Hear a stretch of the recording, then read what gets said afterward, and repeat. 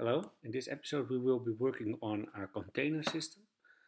I like to think a container system of a container where you can put stuff in, take stuff out, so you can create all kinds of stuff with it. So it's very generic. You can use it for inventory, you can use it for maybe a train station dropping its cargo at an airport, so you can swap out items between containers and stuff. For now, we're going to start with the very simple low-level implementation of the container, and then we're going to use it for an inventory for our player, which we can use for our weapon reloader to take bullets from. Yeah, well, that's pretty much it. What we're going to do, I will hope I will not make too many mistakes, so we're going to be quick. Okay, let's get started. In Unity, we're going to need something for our shared, where we're going to create containers. So let's create a new C# script called container. So again, an inventory is an implementation of the container. So we're not really exactly building an inventory, but let's save it. But an implementation. Okay, let's reopen it. All right. So we're gonna use some methods to add to a list we have in our class. So let's first make a using statement for the generic collection generic. So we can use lists. Let's clean it up, and we're gonna make a private class container item, which will be the items which are available within the container. We're going to give it an ID, and we're going to use a GUID for it. ID. We're not making any getters or set. I'm just going to do it like this. We're going to need a name to identify it. Public string name. And we're going to need a maximum of how many it can hold, whatever it is. Yeah, so then we're going to need a private integer for amount taken. So how many does the player has already taken from the container item, so we can keep track if we took everything. All right, let's continue to the container class, where we can create methods to add new container items. So let's first start with void. Let's just call it add. Takes a string by name, a name by string, and a maximum, I guess. So to initialize it, we're gonna let's give a return type of the GUID. GUID. So the one we will be adding, we're going to give it back to the one calling the add function, so it can keep a reference to it. Yeah, so then we're going to say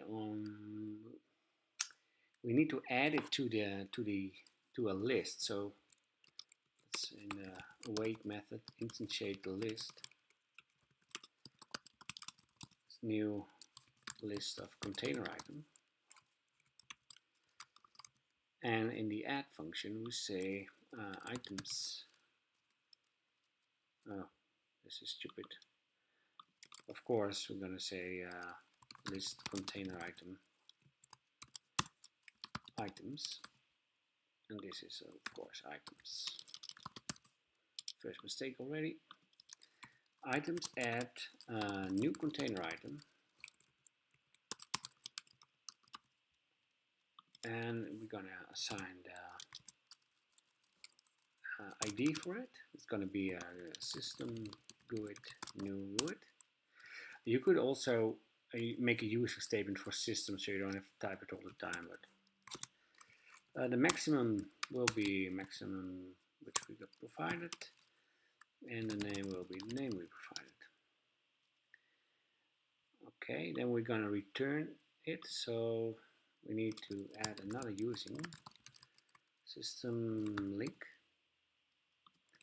Then we say return items last. So the last one we added to the list, and we're gonna return the ID. Yeah. Okay, now we need a method to remove items from the container. But instead of making public methods on the container item itself, I always want to um, let the container have control over its item. So we never um, directly access the container item. So we're going to use the container for accessing the container items. So let's make a public int to well, maybe take from container. It takes in ID, system GUID. So from which container are we taking stuff? And of course an amount we want to take. And then we say we need to get a reference to the container. So we could say var element or container item equals items where this is lambda expressions ID equals ID, and then we take the first or default, so it won't throw a null at us. So if container item equals null, let's return a negative number. Not really sure if we're going to need it, but that way we can identify that if it's less than 1, we know the container item isn't in the container list. And then we say container item, and then we need to take a few the amount of what we want. So maybe just call it get. What we are going to get, we are going to get a value of the amount, and this is also what we're going to return right away. So this method doesn't exist. Can we refactor this from monodevelop? I think so. Yeah, create a method where down here in the container class, and now implement the method. So what we're going to do now, we are in the container item and we're going to check if it has enough, let's call this a value by the way, if it has enough items left to return. Otherwise we're going to take what is left. So just check if we need if the amount taken, if it's add a value, if this is larger than maximum. Let's make a little bit more readable here. So, oops. So what we do here, we're just going to add the value to the current amount taken before we do anything, and we're going to check if that will go over the maximum.